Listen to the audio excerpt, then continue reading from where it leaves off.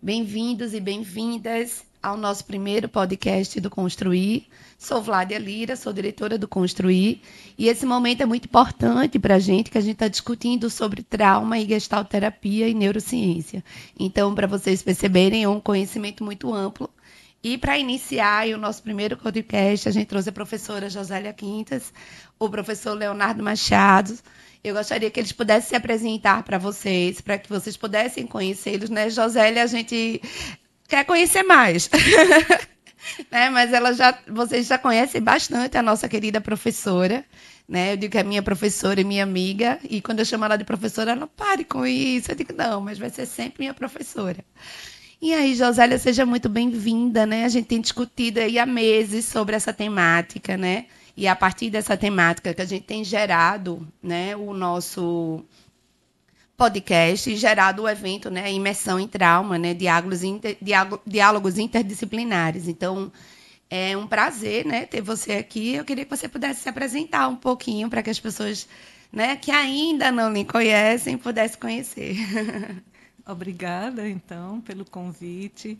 Bom dia a todos e a todas, não é, que estão nos assistindo. Eu sou Josélia Quintas, sou mãe de Luciana e Fernando, não é, e alguns netos aí para preencher, né, essa família. E sou gestalterapeuta e me dedico a trauma há muitos anos, não é? Eu me formei em 1976, não é? Quando a psicanálise era muito forte na academia. E naquele momento, na década de 70, já começaram movimentos humanistas e existencialistas. E então eu me interessei pela gestalterapia, me aprofundei e estou apaixonada até hoje. Então eu trabalhei durante muitos anos até me aposentar no Hospital da Restauração, um hospital de grandes traumas e a minha grande escola, porque ali eu pude praticar uma atenção psicológica àqueles pacientes em sofrimento que estavam ali no seu momento, aqui e agora. Então, a Gestalt, que trabalha com o aqui e o agora, com a atenção plena ao que está acontecendo, para mim foi assim uma experiência inesquecível e claro que muito facilitou muito, né, a minha prática Sim. com pacientes em sofrimento de traumas que aconteceram no seu cotidiano.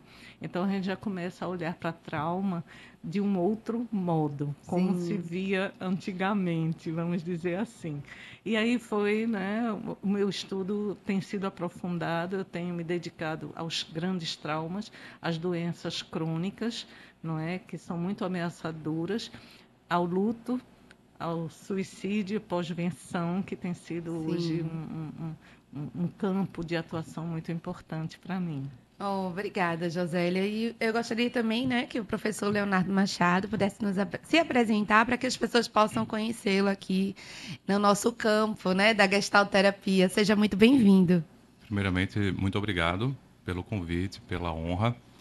Dizer que não pude estar, né, não vou poder estar no evento, mas fizemos todo o esforço para poder estar aqui nesse podcast, sobretudo pela simbologia de uma certa parceria, de uma certa união, de um certo aproximamento dentre a psiquiatria e essa abordagem da psicoterapia, que ainda é muito novo, né, essa aproximação. A psiquiatria pernambucana, ela tem uma aproximação muito maior com a psicanálise e tem uma aproximação muito maior com a terapia cognitiva comportamental nos últimos Sim, tempos.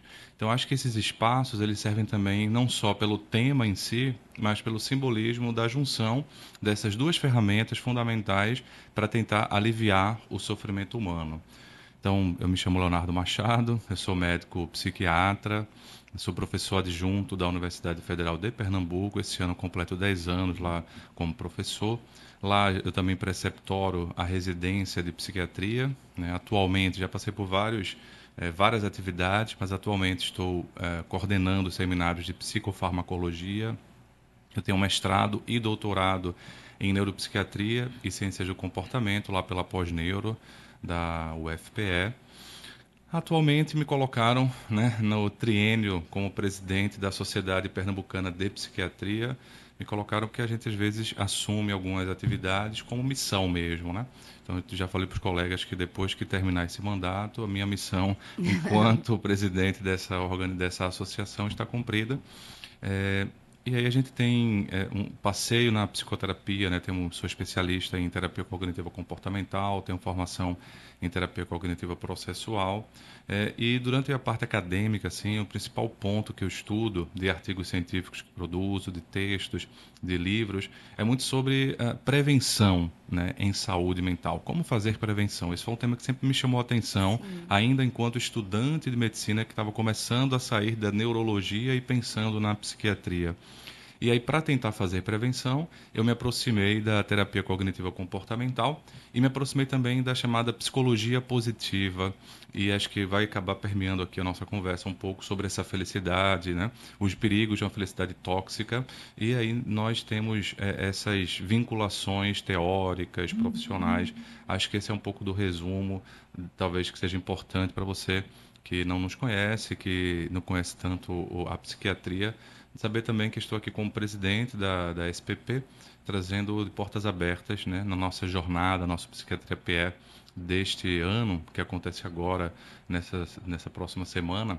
Nós teremos, inclusive, um terapeuta da Gestalt sendo convidado para falar um dos temas da nossa Que jornada. é o nosso aluno, né? O Paulo Contim. É isso Né? Ele mesmo, vai é fazer ele parte próprio, desse momento é de ele próprio. vocês. E assim, muito obrigada, Leonardo, por essa abertura, né, de a gente poder discutir, dialogar sobre a gestalterapia, né, junto com vocês, psiquiatras, né, daqui de Pernambuco. É uma honra também, né, poder tê-lo e ter esse espaço que você nos oportunizou, né. Desde o início você disse, Vlad, eu acho que vai ser bem legal vocês poderem discutir sobre essa temática e poder trazer e apresentar para essa sociedade, né, de psiquiatria novas possibilidades, novas perspectivas, né, dentro da área da psiquiatria. Bom, e a gente gostaria de chamar, né, vocês para convidar para a gente poder dialogar sobre a nossa temática central, né, que é sobre o trauma. E aí eu gostaria que vocês pudessem pontuar, né, como é que a gente pode definir o trauma, né? O que é trauma, né? Josélia começou falando sobre os grandes traumas, né? Como é isso? Bom, inicialmente nós compreendíamos que os transtornos de estresse pós-traumáticos era o foco da nossa atenção. Então, os grandes acontecimentos que provocavam, ou que provocam traumas nas pessoas que vivenciaram aquele evento. Com o passar do tempo e com os estudos, a gente amplia, não é, a compreensão de trauma para os grandes traumas permanecem, que eles são muito importantes na vida de uma pessoa, mas nós compreendemos que os traumas, eles também acontecem no cotidiano, coisas triviais, acontecimentos do dia a dia, eles também marcam e são feridas. São feridas que, muitas vezes, as pessoas, nós todos, podemos conservar, cristalizar, como a gente diz em Gestalt.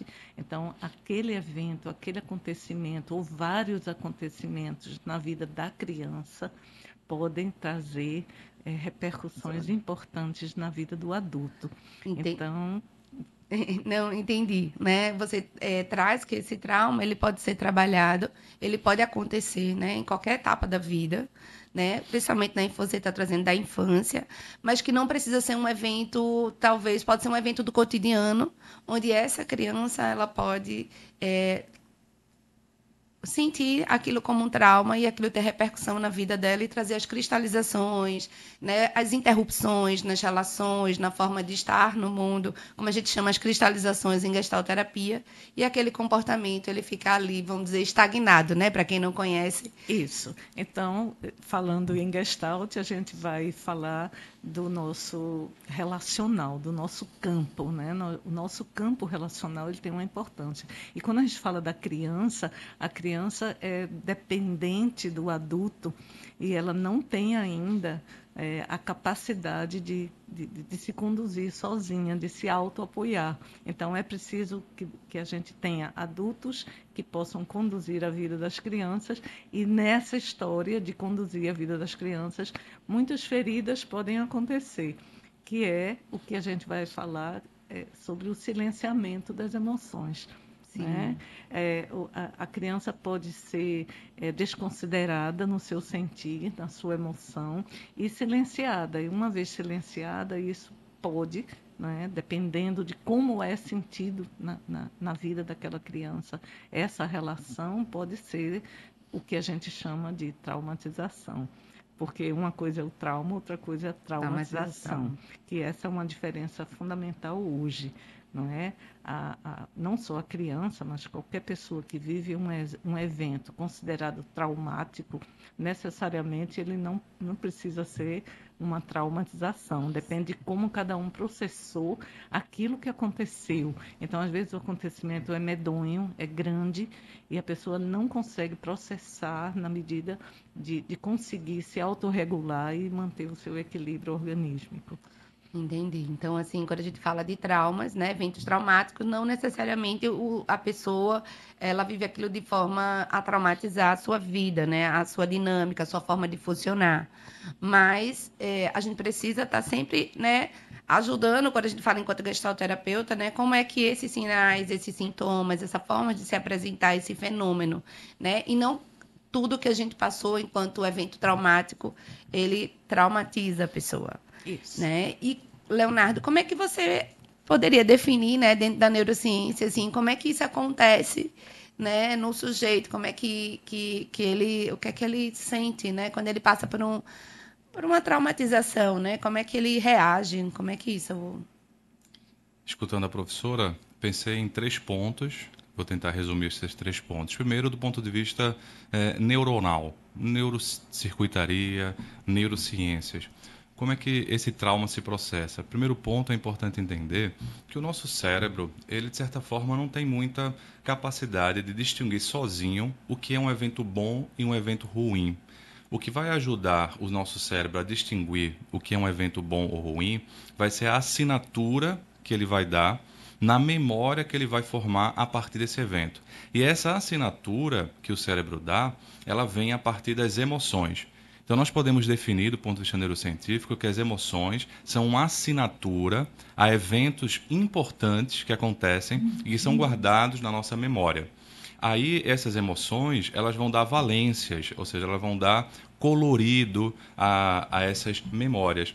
E esse colorido vai poder ser agradável, se ela for assinada com emoções agradáveis, como alegria, como paz, e tantas outras emoções chamadas positivas, porque são do polo do agradável.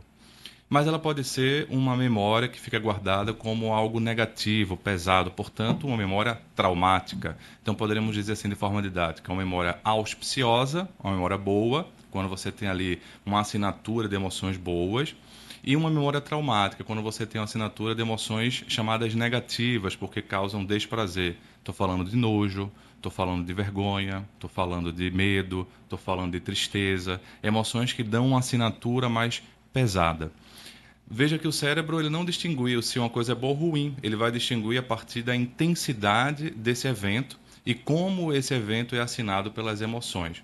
E aí, quando eu falo de intensidade, pode ser o fato, né, hediondo em si, que seria para quase todos, e aí a gente vai fazer um link com o TEPT, que a professora colocou, mas também pode ser pela repetição. Às vezes, você tem pequenos traumas do cotidiano, mas uma repetição ela vai gerando essa importância, porque o cérebro faz isso, de certa forma, ou para se proteger, classificando como sendo uma memória mais traumática, ou para buscar esses eventos bons para se desenvolver. Aí vem um segundo ponto que eu queria trazer, da chamada genética do comportamento.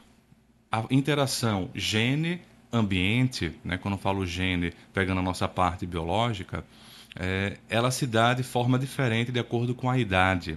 Uhum. Quanto mais cedo, quanto mais precoce essa interação do ambiente conosco, a interação é mais passiva, ou seja, o gene é mais passivo em relação ao ambiente. Então, o ambiente vai fazer mais estrago ou mais construção, moldar, né? vai moldar com mais intensidade.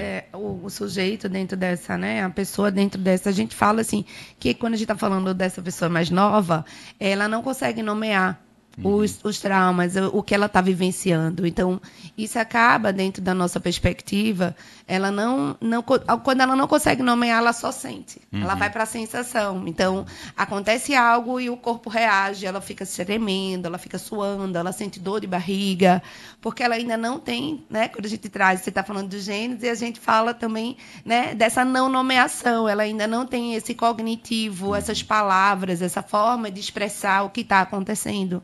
Né? E ela só reage, às vezes, sem dormir, fazendo xixi na cama. Né? E os adultos também têm uma forma de reagir, né? que às vezes não consegue ir para tal lugar, às vezes não consegue se relacionar, às vezes não consegue ter algumas atitudes que a gente, olhando assim, de fora, eu costumo dizer assim, né, de um sujeito que tivesse ali podendo estar enfrentando aquela situação. Mas essa criança, ela não consegue nomear, e por isso que ela é tão impactada também, né? Ela não consegue dar limite para aquela situação. Porque acaba que nós temos um conjunto, né? Emoção, pensamento, comportamento, e como a criança, ela já tem um cérebro com as estruturas formadas, mas precisa formar circuitaria interna, né? Então ela não tem ainda, por exemplo, o controle ou o manejo do córtex pré-frontal dentro dessa organização de comportamentos, né? E fica impactada, paralisada. Por isso que cada vez mais nós temos visto que esse trauma muito precoce, e se for muito intenso também, muito precocemente, ele vai ultrapassando os mecanismos biológicos a gente chama de resiliência, de capacidade de superar, porque foi muito precoce. E aí vai deixando uma marca que a gente pode chamar de cicatrizes. Acho muito boa a figura da criança ferida, que fica às vezes com marcas para sempre, né? E o outro ponto que a professora muito bem tocou, o TEPT, transtorno de estresse pós-traumático, porque a psiquiatria, né, e as neurociências acabam estudando tanto o TEPT, porque no TEPT é um dos poucos diagnósticos da psiquiatria que você precisa do ambiente externo. Porque, por exemplo, a gente pode ter depressão e a pessoa chega no consultório procurando ajuda, e demora às vezes 2 anos, porque fala assim, mas doutor, não aconteceu nada muito problemático. Ela se sente até meio ingrata por estar lá, como se fosse meio culpada por estar procurando o psiquiatra, porque não aconteceu nenhum luto grande, nenhuma perda maior. Nenhum evento, né, Que com a dimensão. chama muito a atenção. Mas no TEPT não. No TEPT, para dar o diagnóstico, você tem que ter um trauma, e aí a característica do trauma do TEPT é um pouco diferente da característica do trauma que a gente certamente está conversando aqui. Porque no TEPT, o trauma tem que trazer um risco na integridade física. Sim. Risco de morte, risco de agressão, ou a própria agressão. Então, você tem uma coisa da integridade física, e aí a questão Se justifica a procura para um psiquiatra, para um psicólogo, né? E aí é uma coisa meio que compartilhada. Por exemplo, se todos nós aqui, nós 3, passássemos por esse tipo de estresse, a gente diria que é um trauma. Por quê? Porque tem a característica em comum,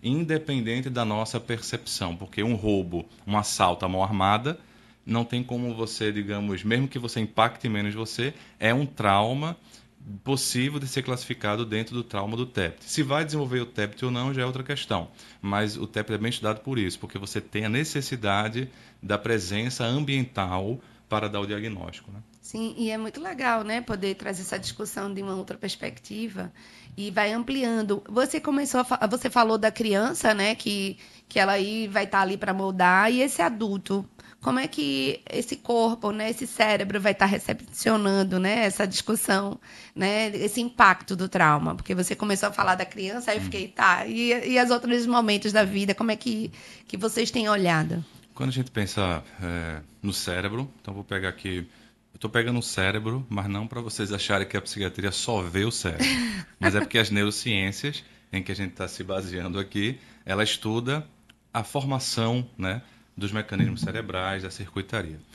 Então, quando eu falo de memória, etc., eu estou falando de estruturas temporais que ficam nesse lado, né, nesse lobo temporal, especialmente o hipocampo, né?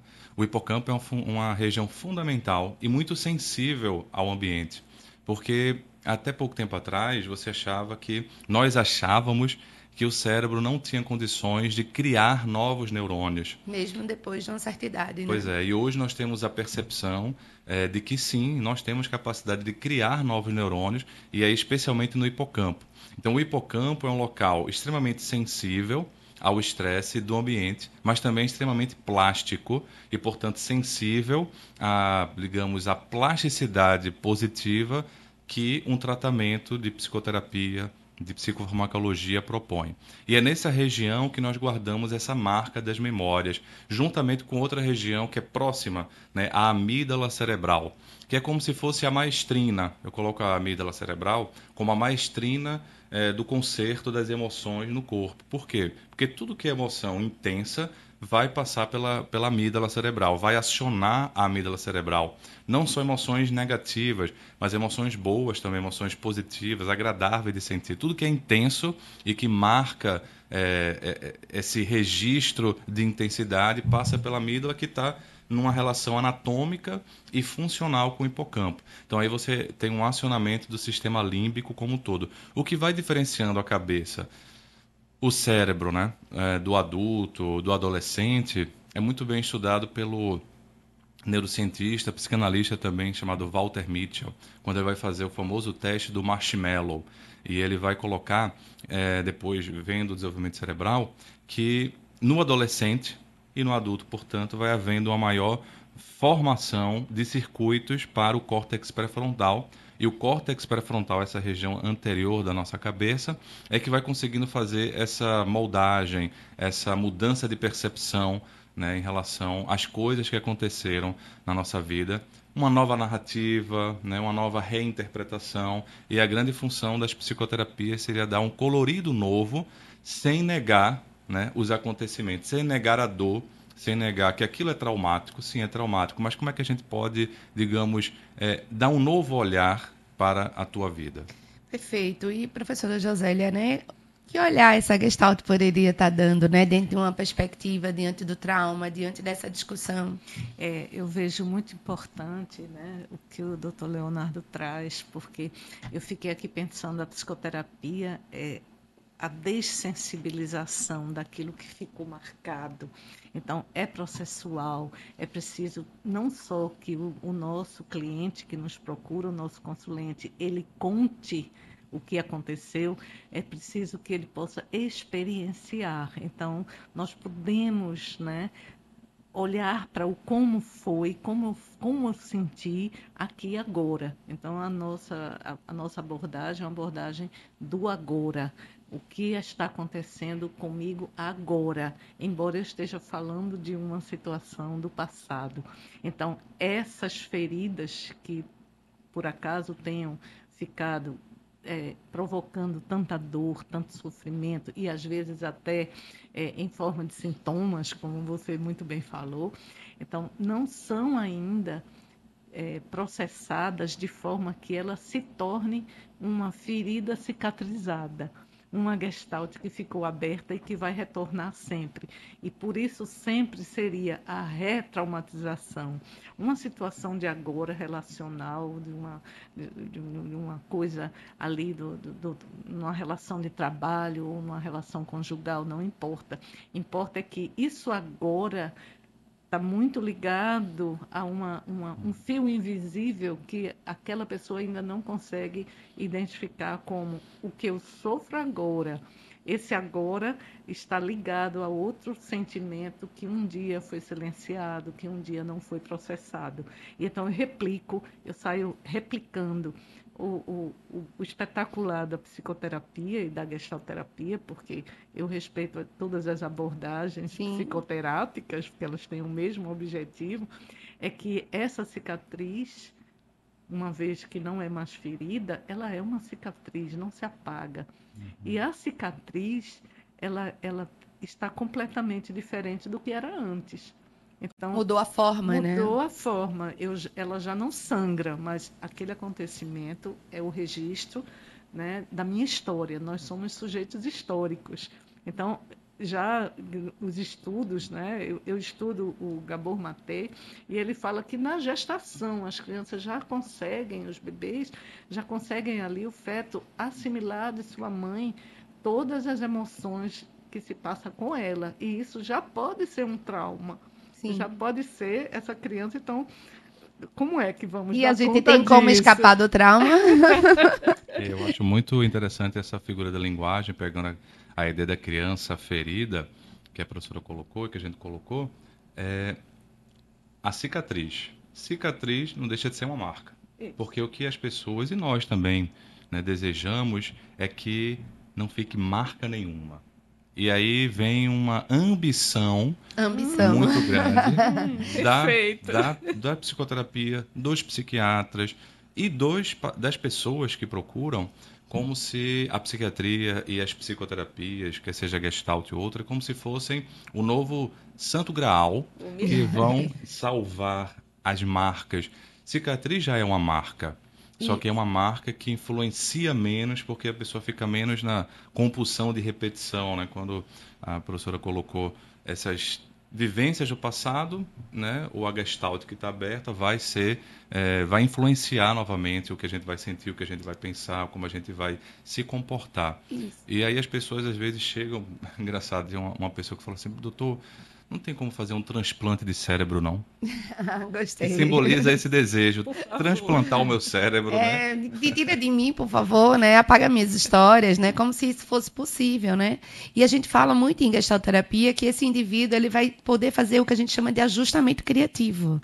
E esse ajustamento criativo é não apagar essas feridas, mas como ele lida com elas, né? Como ele lida com essa vida, né? E a gente chama atenção dentro da Gestalt que os ajustamentos criativos, eles são criativos porque eles tentam, né, lidar com os fenômenos que acontecem com uma pessoa, mas esse criativo não necessariamente é saudável, né? Não necessariamente é funcional. Né? A gente se ajusta ali criativamente, mas não necessariamente a gente está falando de um bom funcionamento, né? De um funcionamento que aquela pessoa ela consiga trazer um sentido para a vida dela e caminhar de uma forma onde ela fique menos perdida, onde ela fique menos desconectada dela. Né? Quando alguém diz assim, tira meu cérebro e coloca outro, né? O que é que não está sendo ali tão suportado, né?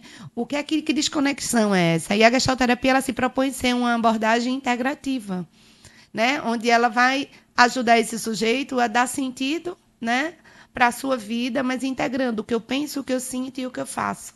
Né? As maiores desconexões. Eu adoro o Coringa, né? Quando a gente vê o Coringa, aquele homem tinha que realmente ganhar um prêmio, algo assim, porque ele desconecta o corpo todo. Né? E ali a gente vê um processo de adoecimento muito grande. Né? Quando a gente assiste aquele filme, como ele consegue olhar para um lado, sentir para o outro e agir de outra forma. Aquilo me chama a atenção. Você queria comentar algo, né? Eu queria retomar o ajustamento criativo, não é? Que é um conceito tão importante na gestalterapia e que é uma estratégia de sobrevivência, né? Sim. Todos os ajustamentos, eles são criativos. Eu lanço mão de alguma coisa para poder sobreviver. Quando a pessoa entra em seu processo psicoterápico, ele muda a sua estratégia de sobrevivência, porque a nossa condição é trágica. Compreender que a vida é essa alternância, né? Não existe esse equilíbrio, mas existe uma alternância de compreender que temos as nossas dificuldades, temos as nossas facilidades e a gente vai procurando o nosso melhor lugar no mundo, não é? E então a busca do equilíbrio está exatamente nos ajustamentos criativos mais saudáveis. E os ajustamentos criativos disfuncionais, como nós falamos, então eles são muito danosos, porque a pessoa se perde, certamente o cérebro se confunde, aí o doutor Leonardo vai dizer melhor, o cérebro já não sabe direito, né? O que é que está acontecendo, e a pessoa se perde. Então, o que a gente procura é sempre um norte, é sempre um lugar de mais conforto. Por isso, a gente está sempre trabalhando, né, com essa alternância, né, de poder saber que a nossa condição é trágica e que o trágico estará em nossa existência. Agora, como eu convivo com isso, é que vai falar se a minha sensibilidade ela está mais à flor da pele e eu não suporto nada, ou se eu consigo suportar, né, as turbulências da vida. Doutor Leonardo, pensando nisso que a Josélia disse, o que é que acontece com esse cérebro, né? Como é que ele vai se ajustando? Como é que ele Já vai... que eu falei da amígdala cerebral e do hipocampo, em uma situação de adoecimento mesmo, né? Onde o trauma fica revivido, as memórias muito difíceis ficam passando pela cabeça, o que a medicação vai fazer? Ela vai, por exemplo, deixar a amígdala cerebral menos sensível. Não é insensível, é porque numa situação de adoecimento, a amígdala cerebral ela fica hipersensível. Então, na figura da linguagem, a ferida fica magoada. Magoada vem de mágoa. Mágoa é uma emoção complexa, ou seja, você fica ali sequestrado, capturado, aprisionado por aquela memória que acaba se tornando um sintoma. Porque não vem a memória muitas vezes, vem às vezes é sintoma. A gente vê muito isso no toque, transtorno obsessivo compulsivo, que às vezes passa despercebido porque é um sintoma mais característico, que veja que os filmes que retratam toque geralmente são filmes de humor. Por quê? Porque o sintoma não deixa de ser cômico. Os pacientes até ficam com vergonha porque se acham loucos. Mas, doutor, eu sei que eu não sou louco, mas não consigo não fazer.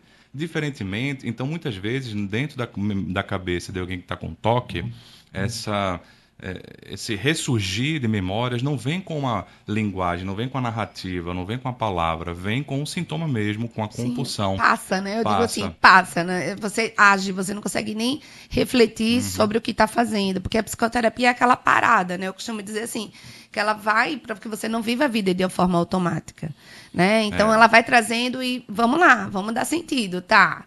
Né? E a gente vai trabalhando e é um trabalho assim que eu acho delicioso, né? E é de paciência mesmo, no bom sentido. Como é gostoso ser psicoterapeuta, né? Eu gosto muito disso. eu penso que essa profissão, né, que nós escolhemos é uma profissão enriquecedora para a pessoa, né? Se você estiver aberto, você não ajuda as pessoas apenas, você se ajuda nessa perspectiva, porque você vê situações que são nossas, apenas, pelo menos como psiquiatra, às vezes situações mais extremadas, mas são nossas fundamentalmente, Sim, né? A depressão, Vlad, já seria uma outra forma, né? Eu costumo dizer assim, que todos nós temos uma casa. E na casa sempre tem um apartamento, hoje em dia, geralmente, tem um quarto da bagunça, um armário da bagunça, onde ficam ali todas as memórias, inclusive. Quando a pessoa está com depressão, essas memórias que estavam no armário da bagunça, elas saem e ficam na sala de jantar, visíveis. E aí há uma sedução de as pessoas acharem, não é depressão não, isso aí já aconteceu, são coisas da vida. Mas a depressão não é a memória, a depressão é o fato da memória ficar visível o tempo todo. E aí, diferentemente do toque, a pessoa que chega para a gente com uma depressão, ela chega com o excesso de lembranças, o excesso de memórias, geralmente as memórias traumáticas, geralmente colocando ela para baixo como se a gente chama assim, ideias de menos-valia. Então vai variar um pouco como é que esse cérebro vai atuar de acordo com os diagnósticos, mas em geral as medicações vão tentar deixar o cérebro mais flexível, no sentido inclusive de receptível para abordagens de psicoterapia. Porque senão ele sim. fica ali Acredito repetindo, né, muito. o passado, passado, passado, a gente chama assim no popular remoendo e não consegue fazer um trabalho de ajuste porque a ferida está aberta, né? Então a medicação, agora o problema é a medicação, eu diria eu, ela não, ela dá uma diminuída, ela dá uma fechada, dá uma suturada naquela ferida, mas para que você possa processar na psicoterapia. Só que aí algumas pessoas, quando melhoram, aí elas abandonam, né? Elas vão viver as mesmas coisas que estavam fazendo. Aí vem a pergunta: o que é que você fez com a sua melhora? Às vezes a gente só faz um novo comportamento que busca a piora inconscientemente, involuntariamente. Esse é o problema. Mas na formação, acho que é bom eu colocar, na formação atual do psiquiatra, nós passamos seminários de psicofarmacologia, mas passamos também pela psicoterapia. Enquanto residente, por exemplo, eu tinha ambulatórios em que eu atendia só como psicoterapeuta para poder aprender um pouco essa escuta, essa abordagem. Na época era muito a linha psicanalítica, na verdade, mas me ensinou a escuta, me ensinou a escuta na forma mais aprofundada. Eu não tinha nem obrigação de medicar e nem de chegar na nosologia diagnóstica, porque aí era outro colega que fazia isso e eu ficava mais como o psiquiatra, psicoterapeuta. Então hoje O psiquiatra que se forma, ele passa por essa formação, e mesmo que ele não vá para uma linha de formação em psicoterapia como eu fui, eles saem com essa visão ampliada da importância da psicoterapia. E é muito interessante você trazer isso. E eu queria que a professora Josélia também pudesse trazer, que você traz a medicação, a gente traz o cérebro, né? Traz o gene, traz tudo. Mas dentro da gestalterapia, a gente amplia essa discussão trazendo a nossa teoria de campo, né? Que a gente acredita que a gente adoece na relação e se cura na relação, né? A gente tem uma frasezinha que traz um pouco disso, né? De que, assim, tudo está conectado, né? Eu queria que você pudesse falar mais sobre isso, né? Que a gente, vamos dizer assim, trazendo todos esses conhecimentos que o professor Leonardo, né, traz para a gente, o que mais a Gestalt amplia ainda mais, fazendo essas conexões? Esse pensamento ele é muito importante para o processo psicoterápico, porque a pessoa ela é só sofrimento. Seja lá que diagnóstico, ela está falando de um sofrer, não é? Está falando dos seus afetos. E há nesse sofrimento uma exigência de que a vida seja como eu gostaria que fosse. Porque papai, porque mamãe, porque meu marido, porque, enfim, a vida não é do jeito que a gente pensou. Então, por não ser desse jeito, existe uma rigidez que é protetiva e que não amplia, porque eu estou aqui fechada numa exigência, num remoer, num ressentimento de algo que não me trouxe em determinado momento, não importa qual, não me trouxe a proteção, o amor, a necessidade que naquela hora aparecia. Então, essa necessidade, ela passa por uma turbulência quando não satisfeita e termina que há ali uma exigência maior de precisa ser dessa maneira, e se não for assim, não serve. Então, o processo psicoterápico leva a uma flexibilidade, né? A pessoa torna-se mais maleável aos acontecimentos, renunciando a uma exigência que é imperativa. Não é? Eu espero que o outro, né? A neurose ela é muito forte na expectativa do que você tem a me dar, e não de como é que eu posso conduzir a minha vida e as minhas relações. Então, os campos relacionais, eles são muito importantes, porque eles fazem com que a gente possa se reconhecer no mundo das relações. Sem essa exigência, no sucesso de uma psicoterapia, sem a exigência de que o outro seja como eu acho que ele deve ser. E nós começamos a criar aqui, modos de se relacionar que não corresponde à verdade do fato. As pessoas não são como eu gostaria que elas fossem, e eu não sei conviver com essa diferença. Então, a psicoterapia amplia o campo de visão e faz com que a gente compreenda as relações de um modo mais suave, de um modo mais gentil, vamos dizer assim. Sim, sim. E é bem importante, né? Quando a gente vai ampliando.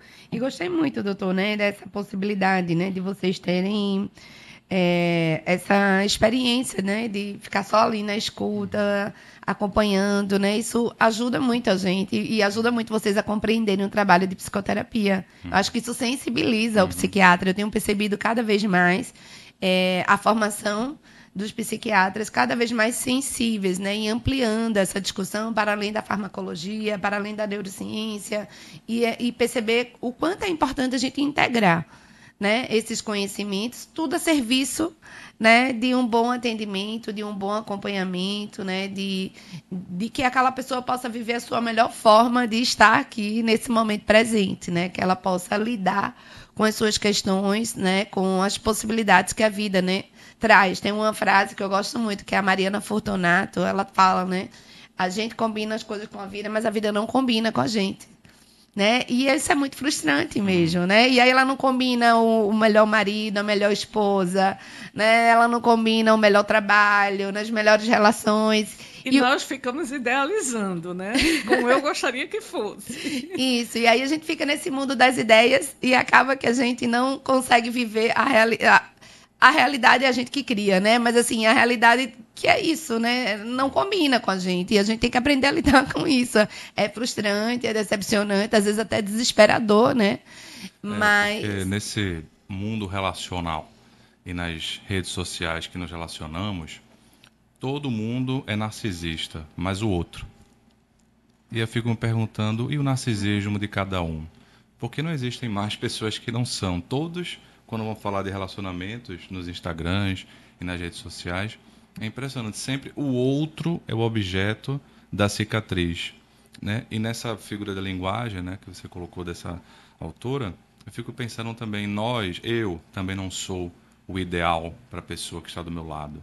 Porque o ideal é uma idealização que não existe. Então eu também, no ideal da pessoa, não existo, né? E isso também, sem querer ou querendo, eu posso ser objeto de trauma para o outro.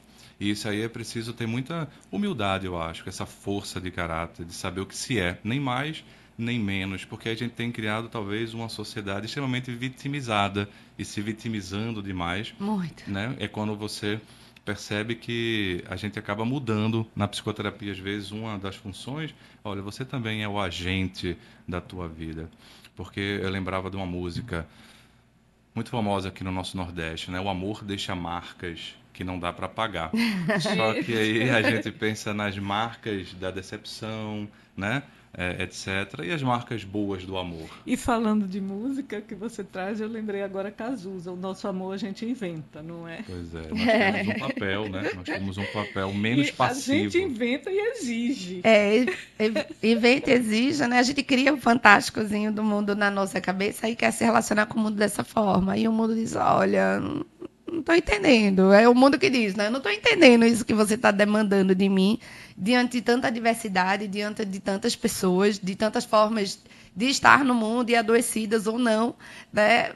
E tá tudo bem, né? E eu acho que a gente pode compreender a vida adulta, entrar na vida adulta é um momento de muita dor. Sim, Porque eu é sempre a lembro de você vida- falando. É a vida como ela é. Não é? O adolescente, a criança, cria, inventa, idealiza, e quando você cai na vida real, né? Então esse momento é um momento de muita dor. E é o momento onde as pessoas provavelmente adoecem muito, porque ainda não abriram mão da sua própria exigência, do que eu esperava da vida. O processo psicoterápico, ele é incrível, porque você sai do engessamento, você está engessada, acreditando, tendo certeza que a vida vai caminhar dessa forma e a vida não caminha da forma como a gente idealizou. Então, a flexibilidade, o abrir mão dessa idealização faz com que cada um de nós tenha mais equilíbrio e mais compreensão sobre as dificuldades e as benesses da vida, E né? Um dia chove, no outro dia bate sol. Falando de música outra vez. verdade. E assim, me chama a atenção, né? Quando a gente está trabalhando o trauma, é essa história. Um dia chove, um dia faz sol, né? A gente está à noite e amanhã é dia, né? E o quanto isso é importante dentro de um processo de acompanhamento psiquiátrico ou psicoterapeuta, a gente acreditar de que é um dia atrás do outro, né? E eu lembro muito, atendendo uma pessoa, e eu lembrei muito de você, a pessoa. É muito difícil ser adulta, Flávia. Pelo amor de Deus, me ajuda. Eu quero colo. Eu quero colo, né? E aí, quando a gente vai olhando dessa rigidez e vem, às vezes, dessa forma, né? Do comportamento, né? Das traumatizações, né? Porque me parece que, pelo que vocês trouxeram, é possível não ter trauma, é possível escapar do trauma. Eu queria saber isso de porque vocês. já que está falando dessa parte, né? Acho que vale a pena pensar no paradoxo do trauma. Quando você fica muito inflexível, muito rígido, idealizando demais uma vida, uma pessoa, você mesmo, você pode entrar naquele outro contexto de uma felicidade que atualmente se chama de felicidade tóxica. Mas se a gente parar para pensar, como nós estamos construindo, é uma felicidade muito produtiva. Inclusive a resiliência, às vezes tem que ser produtiva demais.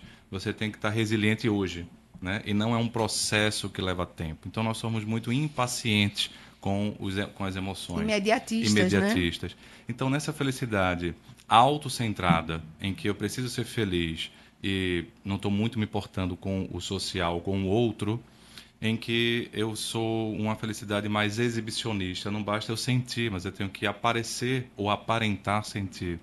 E nessa felicidade muito baseada no hedonus, ou seja, no excesso de prazer, então, exibicionista, hedônica e autocentrada, eu acabo ficando aprisionado nesse ideal. Então, se eu fico aprisionado nesse tipo de felicidade, eu estou, sem querer, traumatizando a mim mesmo, nesses outros traumas cotidianos que a professora estava falando no início. Sim. Então, a busca excessiva por um não trauma, ou seja, por uma felicidade dessa forma, acaba virando uma ditadura e nós somos escravos de nós mesmos. Aí eu estou pegando um pouco, né, trazendo um pouco de filosofia, sociologia, o Byung-Chul Han, né, na Sociedade do Cansaço, em que nós somos Sim. os tiranos de nós mesmos e, portanto, o paradigma de adoecimento seria o burnout e a depressão, porque não é mais o chefe externo que tiraniza, e sim o chefe interno que tiraniza e, portanto, traumatiza.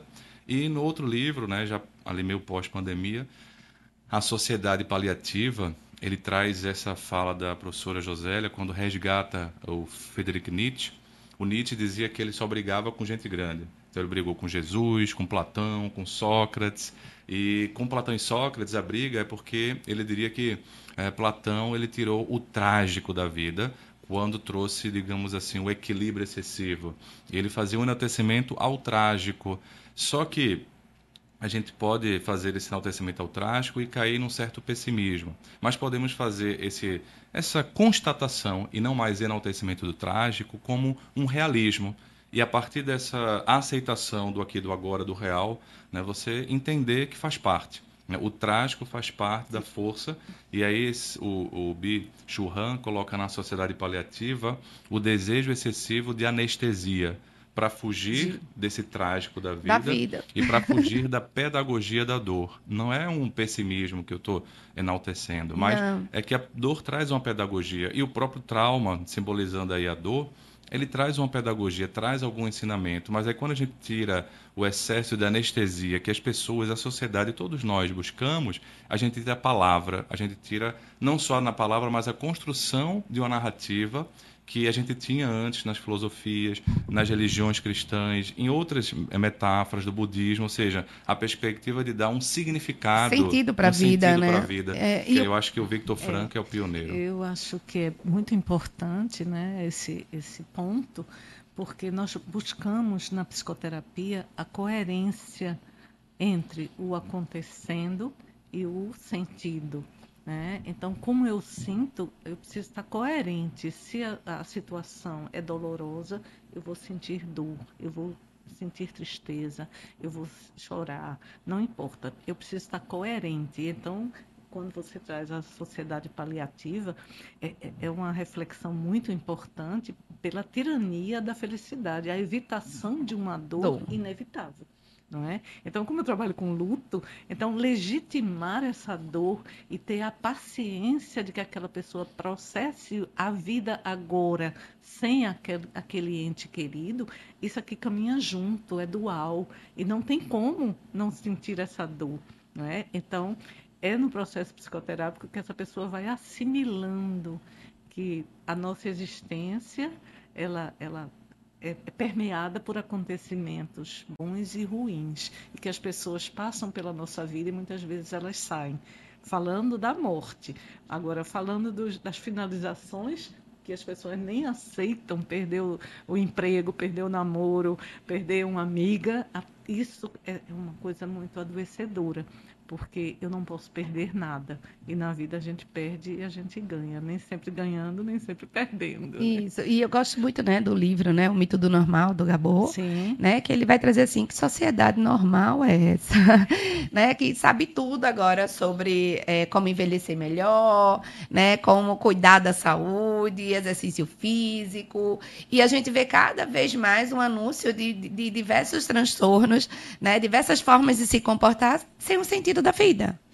Né? Então, quando a gente começa a olhar para tudo isso, a gente começa a dizer assim, qual também o nosso lugar enquanto psicoterapeuta, enquanto psiquiatra, dentro de uma sociedade adoecida que estamos vivendo, né? E que fazemos parte. Então, o tempo todo também a gente está falando do outro, mas também está falando da gente. A gente não está fora desse contexto.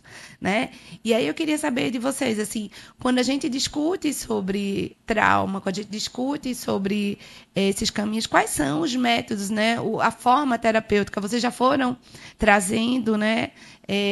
Que a gente pode estar cuidando dessas pessoas, quais são, vamos dizer assim, intervenções, né? Quando a gente olha para tudo isso, a gente está lá ajudando o sujeito a ampliar a consciência, né? a trazer uma perspectiva ampliada. A gente traz que a dor faz parte, né? Da forma de viver, da forma de estar. Né? Que mais vocês poderiam estar discutindo e trazendo como possibilidade de intervenção? Novamente, eu trago a psicoterapia como uma possibilidade de cada um de nós, né? O cuidado. Eu acho que o terapeuta ele precisa desse autocuidado mais do que tudo para poder suportar a dor do outro. Eu preciso estar me trabalhando para que seria essa relação terapêutica, a relação terapêutica que parte e começa de mim, né? Que é a relação de campo, porque se eu não suporto a dor do outro, porque a dor do outro me atravessa, eu também preciso cuidar das minhas feridas, não é? E aí suportar a dor do outro para que o outro possa compreender esse ritmo da vida, não é?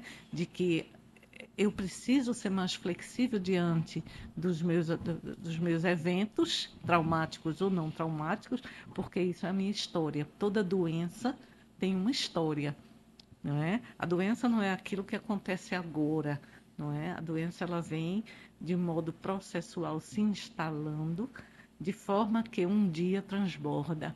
E então esse transbordamento é que pode ser evitado quando a gente pode refletir e se implicar na própria vida, na própria existência como uma existência finita e que durante o nosso percurso as finitudes vão acontecendo e vão... E o quanto a gente nega, né? O quanto a gente nega o tempo todo o quanto a gente é finito. Sim.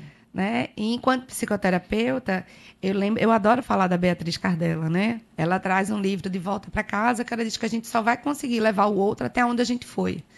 Né? Que a gente só consegue acompanhar ele até onde a gente se permite. E aí eu costumo dizer para algumas pessoas que às vezes fazem, mas como assim? Eu preciso perder um pai, eu preciso perder uma mãe para saber o outro? Não, eu preciso me permitir diante dos acontecimentos da minha vida, né?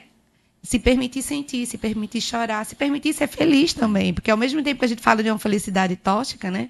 A gente também fala de uma pessoa que às vezes está tão bem que não consegue ficar bem. Né? E esses tipos, né, de reflexões são intervenções que são necessárias. Né? Que começa com o nosso chamar a atenção da nossa subjetividade. Não é? Porque eu perdi a minha mãe, você perdeu a sua mãe, você perdeu a sua mãe. Então eu já sei o que é perder uma mãe. Eu não sei o que é perder uma mãe. Eu sei a minha experiência. E a minha experiência não é a sua experiência. Então é preciso muito cuidado para a gente não passar a régua. Não é? Então, compreender que cada um sente a seu modo e que o adoecimento é um excesso de sensibilidade a algo que me aconteceu. E que eu posso quase que regular, vamos dizer assim, né? Quando eu começo a me debruçar sobre a minha própria história, sobre o meu próprio suportar da existência. O próprio Carl Gustav Jung, ele coloca uma frase muito parecida com o que você trouxe, essa do terapeuta só pode levar alguém até onde ele foi, né? E aí eu acho que é interessante essa reflexão, e até vou fazer uma pergunta para a senhora, professor, que assim, a gente não precisa passar pela mesma experiência para ter algum correlato da dor, né? Porque as dores, no final das contas, elas se assemelham, assim como as alegrias. O que nos torna parecidos e o que torna talvez um encontro terapêutico possível é justamente as emoções, é o sentir. Porque o racional é muito uma construção individual, como a pessoa constrói. Mas o sentir nos torna mais próximos. Não só a dor, mas também o amor, né? A capacidade de sentir essas duas polaridades. Mas acho que é interessante pensar esse limite, que são os próprios limites empáticos, né? A empatia tem um limite. Por mais que eu possa ter alguma experiência, passado por algo muito igual, mas nunca é igual totalmente, né? Então, esse neurônio espelho, que possibilita um espelhamento da vivência do outro, que, portanto, está na base da empatia, na base da relação terapêutica, na base da transferência, da contra-transferência, e da identificação, qualquer termo que a gente queira dar, ela tem um limite também, né? Mas aí, aproveitando o compartilhamento de Sim. experiência, eu percebo o professor é uma alma muito madura, né? E aí eu queria Os meus saber... cabelos... Não, mas aí por isso que eu usei o termo alma, não o termo corpo. Obrigada. Eu usei o termo no sentido de experiência, Sim, né? sim. E aí eu achei muito interessante nessa conversa trazer à baila uma palavra paciência. Né? Como é que a senhora percebe assim a importância da paciência, né? Nessa maturidade que já tem, sabe? Eu fico pensando enquanto pessoa, Sim. enquanto profissional, enquanto professor, me dá um exemplo. Assim que me formo como médico e vou trabalhar no interior como médico generalista, o primeiro contato com o luto como profissional, quer dizer, eu tinha tido um contato como estudante de uma história que me marcou muito positivamente, com uma senhora que acompanhei na terminalidade um ano final da existência dela, até o momento de realmente ela morrer. Ela morreu quase ali, eu estando em contato com ela na enfermaria, isso foi muito importante para a minha formação, mas quando profissional foi um contato muito interessante, porque a família veio para a emergência e falou assim, doutor, o senhor precisa dar um remédio. Ah, para quê? E aí eu queria que eu desse um remédio, um benzodiazepínico, um ansiolítico, antes de dar a notícia. E aí eu falei, vamos fazer o seguinte, traga ela para a emergência, e aí eu converso com ela, e a partir daí a gente... Veio os procedimentos, Era né? interessante isso, a necessidade, a impaciência para medicalizar, e aí sim medicalizar o que se fala a vida, e não a doença, o luto, e não a depressão, né? Isso me chamou a atenção, né? Isso vem me chamando a atenção, a impaciência dos meus alunos, as minhas, dos pacientes, das pessoas, né? E acho que a palavra não está muito na moda, paciência. Não tá, não, né? A moda está a urgência. É, É o e aí eu contrário, não fiquei é? pensando, a senhora falando, perguntar assim, Muito ver a sua boa É muito experiência. pergunta. importante isso que você traz, essa conversa se estenderia por muito tempo, mas é isso, né? Nós temos uma herança da medicina, né? Que é de medicar. Então, doutor, um remédio para poder dar a notícia. Espera aí, deixa eu dar a notícia para ver como ela vai reagir. E a medicação, ela é preciosa, não é? Não podemos negar isso, mas a gente está sempre olhando para os excessos. É muito mais fácil tomar um remédio do que sentir a dor. A dor dói. Então, nós temos um movimento de evitação da dor. Se isso aqui é quente, eu tiro logo o braço, porque eu não quero sentir essa dor, não quero me queimar. Mas há dores e dores. A dor existencial A é dor outra. da existência, a dor de determinadas situações, elas precisam de paciência para ser processada e assimilada como algo que faz parte da minha vida. Como eu trabalho com luto, então o luto pede essa paciência, falar. E na nossa experiência, talvez, os meus clientes às vezes assim, ai, José, você só pode ser louca para escutar tanta loucura dos seus clientes o tempo E eu todo. digo que o meu melhor dia de trabalho é quando eu estou É, diante dessa escuta. E Não tem é? uma coisa que eu falo muito, né, para as pessoas que eu atendo, é assim, tenha paciência com o seu processo. É isso. Né? Porque a gente é impaciente com o nosso processo. Mas aí eu ainda estou fazendo isso, eu ainda estou repetindo desse jeito. Tenha paciência com o seu E não processo. podemos dar o passo maior do que a perna, não é? Sim. Ditado popular. Então, se eu não aguento ainda, na dúvida de não saber o que fazer, não faça nada. E a gente costuma dizer em Gestalt, né? Tem formas, eu vou falar uma palavra que a gente não costuma usar, mas assim, tem estruturas. Não dá para tirar, não dá para remover aquilo em nome de uma não ansiedade. Não dá para remover aquilo em nome de uma não dor. Porque a gente não sabe, aquilo sustenta o sujeito. Então, O próprio sintoma sustenta. o próprio A sistema. gente só precisa compreendê-lo para que a gente possa abrir mão dele, né? Isso, e aí a gente fala muito isso, né? Tipo, não dá, eu tô com ansiedade, não dá para tirar a ansiedade. A ansiedade está me dizendo alguma coisa aqui. E aí, como é que eu vou cuidar? E óbvio que sente ansiedade, né? Eu até brinco hoje em dia de quem nunca sente ansiedade nesse momento que atire a primeira pedra. Eu brinco com isso, porque eu sou a primeira a ser também ansiosa. O problema é que nós não sabemos encontrar a medida, não é? Essa porque a medida ansiedade, aqui ela é um não é... exercício de paciência, não que aí é? também fica com outra ansiedade para acabar logo o tratamento, né? Isso. Uma ansiedade para o medo de ter medo de tomar remédio. Isso. Interessante que o paciente está com indicação, né? Um bom psiquiatra que tem aí, inclusive, essa formação de psicoterapia aliada ajuda nesse olhar, né? Ajuda nesse olhar como um paciente veio recentemente, pensando, eu piorei da depressão. Ele tinha aumentado os sintomas, mas não tinha chegado a passar do limite. Em uma consulta praticamente de psicoterapia, ele viu, é mesmo, isso aqui é mais a fala, já me deixou mais tranquilo. E a minha função foi entrar em contato com a psicóloga e fazer o diálogo, e falar, mas falei assim para ela, olha, como tu vai estar semanal e eu só vou vê-lo daqui a um mês, se você perceber que essa angústia, essa tristeza, essa ansiedade está muito intensa a ponto de impactar a funcionalidade, aí tu entra em Isso. contato comigo, porque é isso que a medicação vai fazer. Isso. Ela não vai tirar, ela vai amenizar, né?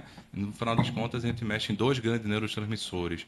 O GABAérgico, que diminui a atividade cerebral, e o glutamatérgico, que aumenta. É isso que, no final das contas, a gente acaba fazendo. Então, atenua, ajuda, É a mas nossa bengala. Precisamos ajuda, dessa bengala. ajuda. E até que eu possa caminhar com as minhas pernas, A própria eu psicoterapia não deixa de ser, em algum momento, uma bengala. Sim. Porque a gente tem, às vezes, enquanto pessoa, uma ilusão de autossuficiência, que não deixa de ser uma vaidade, de achar que nós vamos conseguir caminhar sozinho. A gente sempre precisa de bengalas, né? Só vai Sim. mudar o nome. Qual é essa bengala? E Que Com eu o digo tempo. que são os suportes de sustentação, Suporte. né? Nós precisamos ter isso, porque nós Isso. somos relacionais. Então eu preciso família, eu preciso trabalho, eu preciso amigos, eu preciso amores, eu preciso E às vezes psicólogos e psiquiatras. psicólogos e psiquiatras. Então, na hora que a gente compreende que não somos sós, nós somos relacionais. E aí a gente sai, né, esses do pilares umbigo, de olhar para o próprio umbigo, tira né? aquela história de eu sou autossuficiente, eu dou conta de tudo. Afinal, as pessoas arrogantes Ou eu só elas estou não em busca, procuram né? psicoterapia. É isso aí. Ou eu só estou em busca do meu alto prazer Sim. e no final acontece alguma coisinha, não consegue suprir aquilo, acabou, né? Isso. O mundo ali foi embora. E tem uma coisa que eu gosto muito, né, da Beatriz, como eu falei, ela traz isso. A gente é muito paradoxal, né? Se a gente pensar na nossa profissão de cuidado.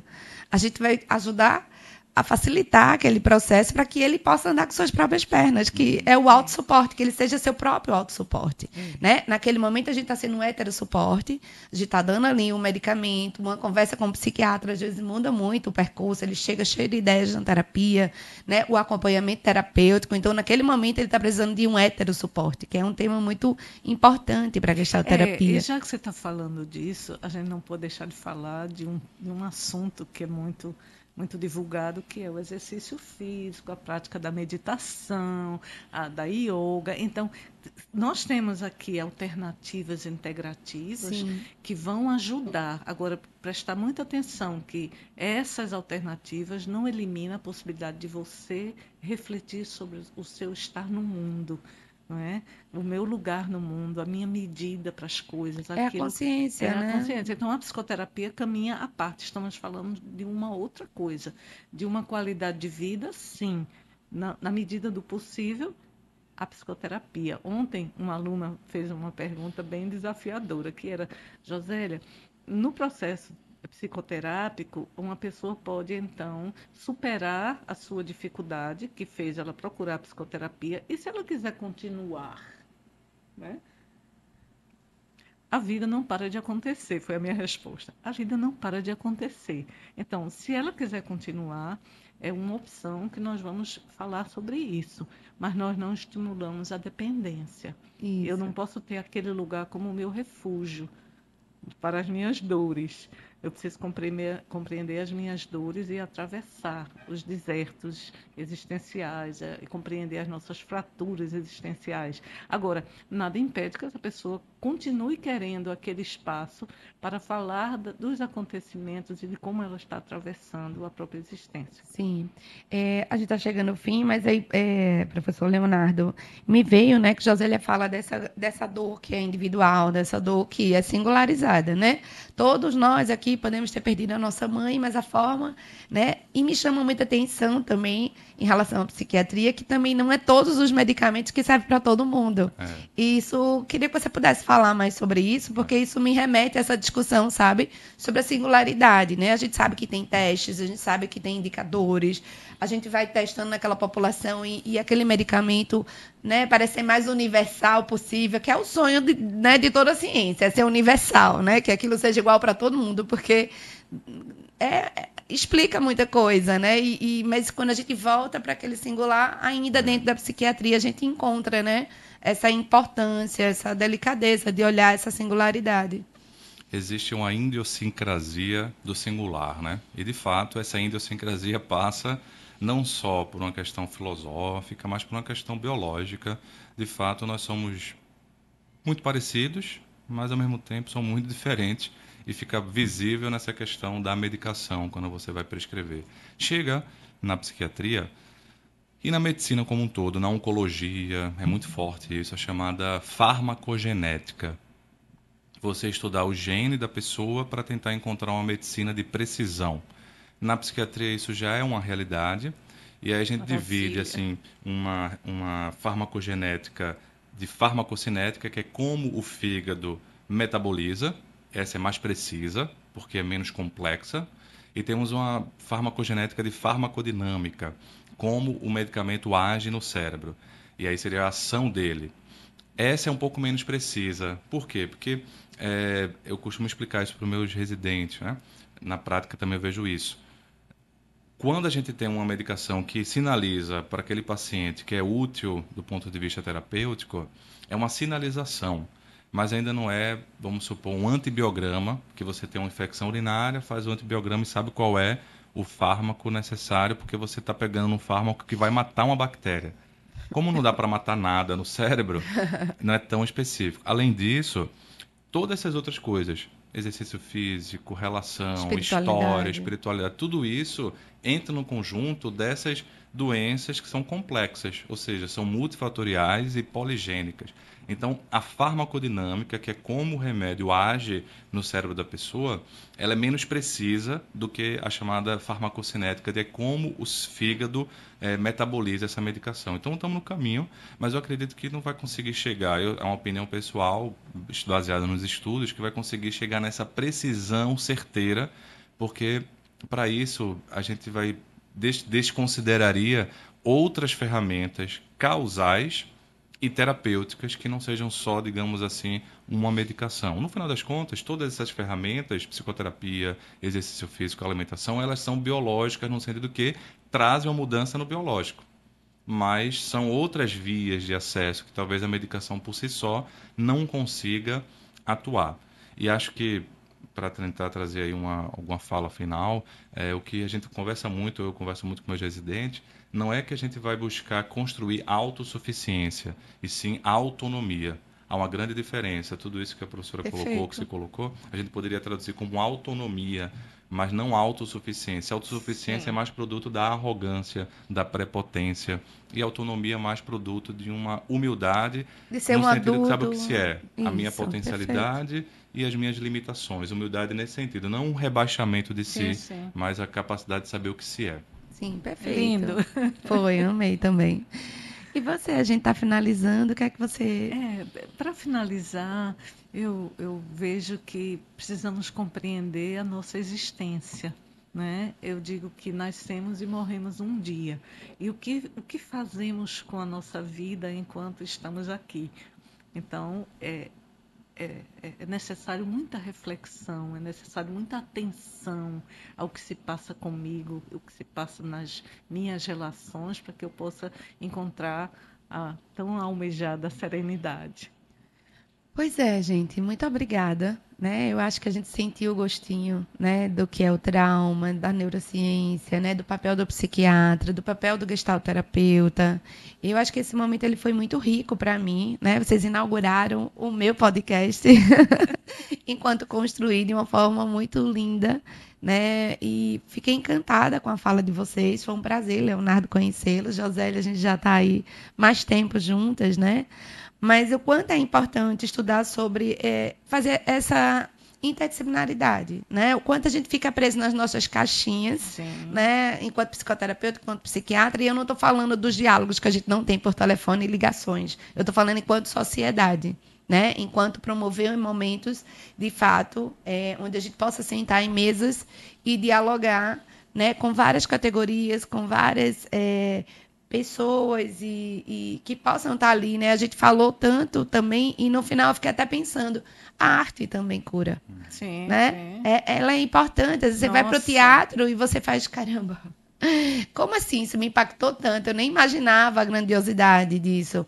Então, o quanto é importante a gente dialogar com todas essas áreas dos saberes, né? Porque se a gente pensar o sujeito como integral, né? Como de forma holística, de forma única, mas que todas essas partes fazem parte de uma formação, a gente não vai esquecer, né, de nenhum pedacinho desse que nos constitui. Eu acho isso muito lindo, porque a gente precisa compreender que nós não vamos dar conta. Não. Não é? Então, precisamos dar conta daquilo que eu me proponho, daquilo que eu me implico em fazer. Mas a gente não vai dar conta de tudo isso. Então, como é importante agregar conhecimento, como é importante ouvir o psiquiatra, como é importante esse estúdio, que a gente não sabe direito, mas que você sabe o que está fazendo. Então, Lima sabe o que está fazendo. Lima sabe o que está fazendo. Então, isso é uma maravilha, né? Da gente compreender que nós temos um lugar e que o sol nasceu para todos.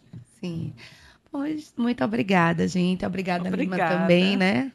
E espero que a gente tenha mais momentos como esse. E espero que vocês que estão em casa aí, né, tenham gostado desse encontro, dessa discussão, né, desse diálogo. Eu saio daqui maior, eu digo assim, brincando, mais grande.